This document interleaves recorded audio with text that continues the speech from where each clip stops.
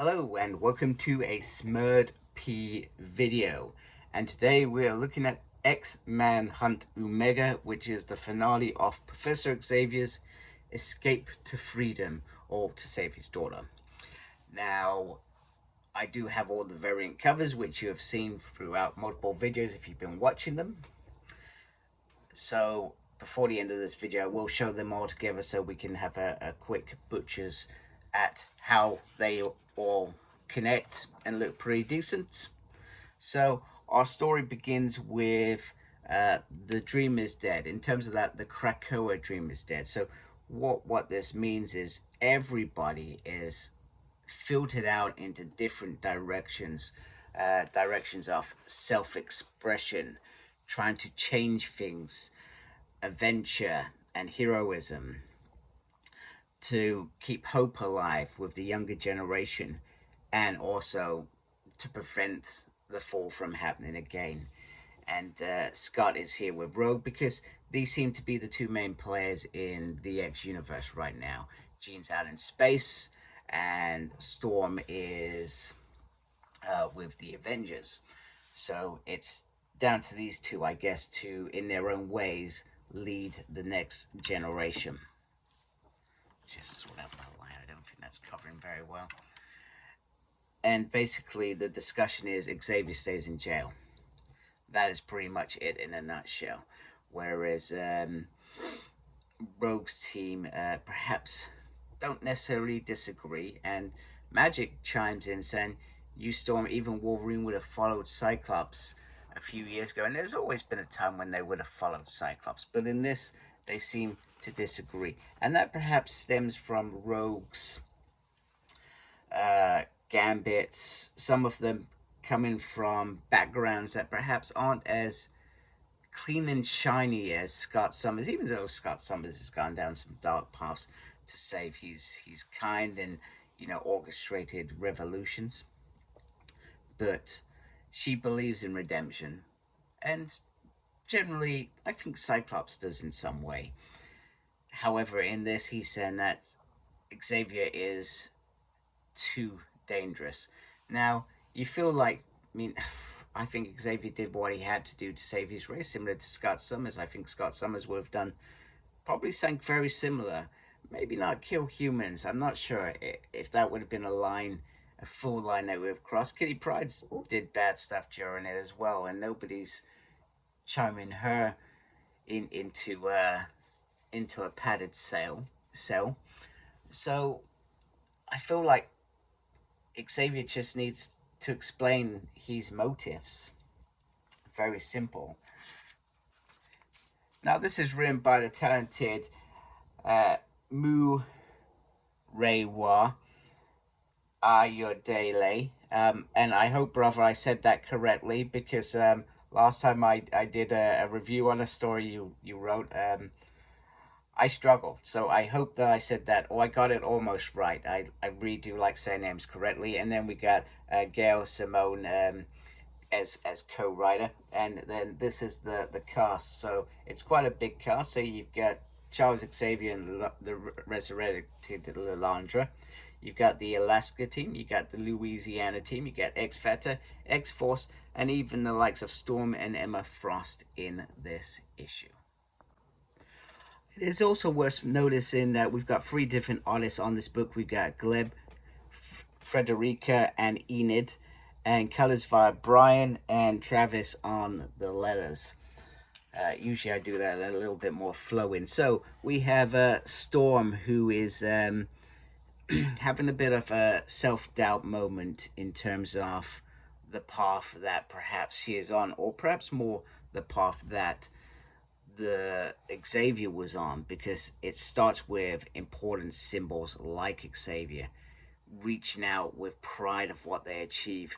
But like all humans, symbols are sometimes flawed and commit atrocities. Let's be honest. Let's look at our governments. It happens all the time, and you can imagine at one point you think a leader is great, and then they do something, you realize you are not so great. You've just done an awful thing, and either created a lot of bloodshed or financial turmoil, or you've just damaging your people, so to speak. So similar to that, that's what Xavier did. And let's be honest, was he ever a political beast in reality? Probably not. He just wanted humans and mutants to coexist. And we refer back to the time when in Orchis he was instructed to release torpedoes or nuclear weapons, whatever, to destroy lots of things. He blew up space stations, and I find it weird that it says he's doing what Charles Xavier tells me to do. I think if he's controlling that person, that wouldn't happen. So Storm and Sage are working it out in terms of how to get Xavier off planet using one of the engine. Well, Storm calls it an engines, but actually, really, it's a power cell. Apologies, I've got my camera in the wrong position because Sage understands technology a bit more than Aurora would. So she has 5 of them, and they can apparently power a whole town if they really wanted to. So, and she starts being a bit sarcastic. Maybe I should give over my whole sanctuary. But anyway, they come to the agreement that yes, one will work, and they have created this storm god, as they put it. So, but Storm has decided that she is going to go back because she realizes, like the Dark Phoenix, she has some form of darkness in her, and it could seriously take over. The X-Men are looking for Xavier because they want to put him back in jail. Very simple. Quentin is on the search thing. He's trying to siphon what is real and where he's being misled. And they discover it. And there is a Shi'ar dreadnought taking off. He's also gets the team to slip past X Factor via perhaps treating Pyro. I think this is the Australian Pyro. Like a bit of a goofball. We're gonna treat you to some food. Me and the X-Men, we're gonna go get it. So that gets the X-Men out of it. So also I wanted to point out, I'm not sure whose idea this is, and I'm not saying it's a bad idea, but when they're firing powers throughout this story, they come up with the Red Surfer. It's kind of cool. I guess it's not them saying it. I guess it's a gimmick. This is the Red Surfer for you. And Magic, I guess, using her powers while Cyclops is firing it, constructs a sort of shield, and that propels her up in the sky. Meanwhile, Xavier is undergoing, some pretty detailed brain surgery from Lilandra. She also reminds everyone that she is a great tactician. You got to remember, she fought wars to get her throne back. She has an empire previously led, so in some ways messing with her perhaps isn't the right idea. As such, this is what I'm talking about, fiery slash. Like I said, not a bad idea, but it's not something that I would actively look to see. So Scott tries to wake up his soldier who caught on one of her demons, Keiju. The professor was not aboard the ship. It was a complete ruse, and a ruse that Sage is playing because she can see problematics or outcomes in some sort of mathematical, technical science way. She can predict when to do things, so she brings in her own teleporter, which is John Rafe, who we saw helping Xavier, and he has the creature, and he uses a jaw annihilator and a block to take down the Keiju.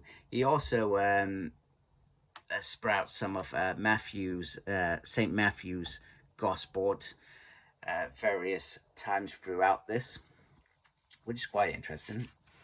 I'll be honest, I'm not a man of God, but my grandparents are, and I certainly still listen to when they're talking to me because it's important to them. So I do enjoy those moments as well. So Ilion is okay. She calls him Slim, which he does not like, and the ruse is done, and Xavier's ship is able to launch. Magic drops Cyclops on there as one last ditch before perhaps she passes out. And I love the beauty that you can see a tear in his eye. So Xavier's surgery is almost over. He goes to have it out with his son. They're basically father and son. That's their dynamic, and I love this bit because it goes straight back to. It reminds me of those early days when Xavier would remove 10 demerits from you. He is exactly the same person. He has never evolved to accept these people as adults making their own decision. And that's quite right. I mean, I'm a parent. My daughter's now an adult. Um, I have to I have to struggle with that shift of you're no longer a child. Um, I still want you in my life, but you are an adult and you can go do your own thing. And it is a difficult change shifting from that because you've gone from raising this child to um, not dictating how they live, but how their decisions to saying you can make they're your own decisions now. You make what decisions you want. I have no say in that. I will perhaps give you guidance and my thoughts, and sometimes they don't like those thoughts. So sorry, I've digressed a little bit, but I thought it was a reason for this bit because he's saying that if you develop such a deep hatred that you won't let me leave, or was it a case you don't want me to leave? So he's trying to play on Scott's abandonment from a child, which he's probably come to accept a long time ago. I mean, it's been touched on many a times over the years. No, this is about the horrors you've witnessed. And then finally, we get this piece. I said earlier in the story that they just need to talk. And he says, no actual person was actually died from what I did. This was, it was a deception by me. And is in X-Men Xavier's Secrets 1. I don't think I've read that. I don't recall reading that, but I always thought that there was some sort of deception, and it was same when Kitty Pryde was going up to him. I felt they just needed to talk to understand what it was. So Xavier is trying to say, I'm not. I've let everybody else hates me down, but I'm gonna go. I need to save Sandra. It's very simple. He says, "Look, we will do everything we can because that's Scott Summers. We're still the X-Men. We're still family. I'm still gonna go help save your daughter, we're get a group, we go, but you've got to go back into jail because what happens with Xavier being out, it creates this chaos in the world because now he's free and the world fears him because of what they think has happened. It's very, very straightforward in my mind. And then he says, well, she won't let you kill yourself, which I thought was odd. So let's move on to the next part of the story. So Storm is she says sorry, brother, and then she fires her lightning bolt at him and takes him out. Whilst Xavier sort of moons over what he has been deemed to do in the past with humans, and humans need a target, a symbol. Mutants, humans now cohabit in their unified disdain for him. So he wants them to fight his people. And this is where the rest of the X-Men turn up. So we've got Rogue's team arrive and Scott Summers' team arrive. And it's all go. And it's an amazing ship, an Apocalypse class, which is a pride of a Shi'ar empire. Hank says by getting parts of that, he could help come up with a cure for the RLDS. Now, there's a reason why he's mentioning this curse, because something is going to happen very soon. So they intend to take out the ship. It's going to be destroyed. And we're not using Juggernaut. Juggernaut was easy level. He fires temper in. And Rogue's like, where was she when we were fighting, doing the raid on Greymouth? He said, well, you got in the way, that's why. However, John Rafe teleports the ship away, and this is where this is where I referred back to that mutant. So the mutant, this symptom of dying, being resurrected, the effects that it has on some mutants is that their powers will turn on them. And Scott Summers, in all his emotional turmoil at this point, uh, says they lose because Xavier's gone. They lose to humans because he's not behind bars and safe, and they will turn on them even more. And he loses control of his powers, literally.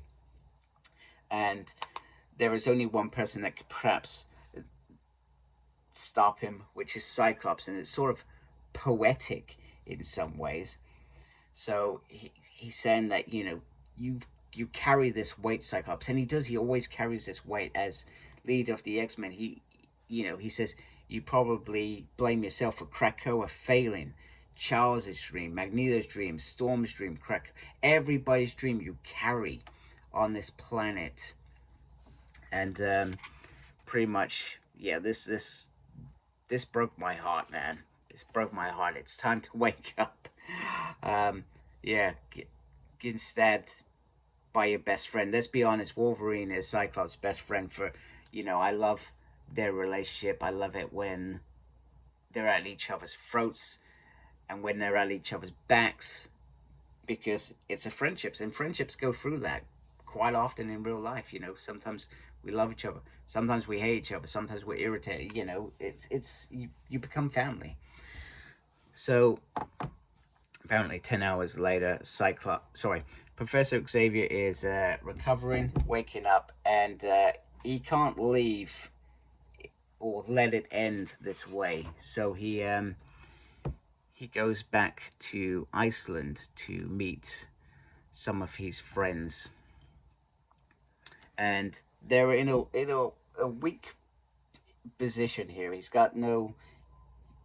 not in any position to fight, etc., but he didn't want to leave it, so he asked Remy to bring them all back.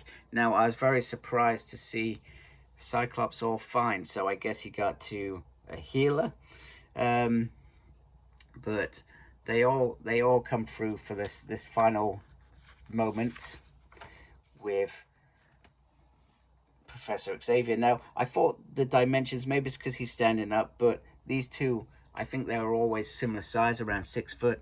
I just thought it just felt a little bit odd, the dimensions, etc. So Scott and Wolverine have a little moment saying, I had to wake you up. I still don't understand what the hell just happened with that, whether it was in his head or what, or whether he's just lost his powers and they've all gone crazy. I guess we'll find out in the aftermath of this.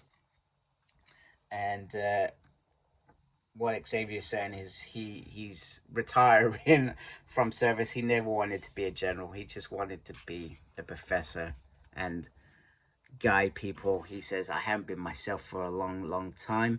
And then we go back to this. So then I think it's in his head. And that's why Cyclops fine. But I don't think that is the case. It's very bizarre. But maybe it's part of the tumor that affected him. Maybe that's the excuse that they're going for. But he's saying that, you're all in a place to have your own dream, a better dream. You've suffered through great triumphs and deepest failures throughout your period of time. Others will look to you for protection and comfort. And then he reached out to the wider audience. No more fighting each other. Fight for freedom. Fight for justice. Fight for your brother. Look upon your sister with patience. Help others. And then he says, build a school. So maybe we're going back to school, which I know a lot of people didn't want to, because they didn't want Krakoa era to end that way. And he's going to go save his daughter. And the burden is back down to Scott. So, yeah, that's Scott shouldering everything again. which is fine. I think he's definitely more than capable. And then, there's a bit of signs before Emma Frost calls him an utter and complete bastard. Go be happy, you've earned it. And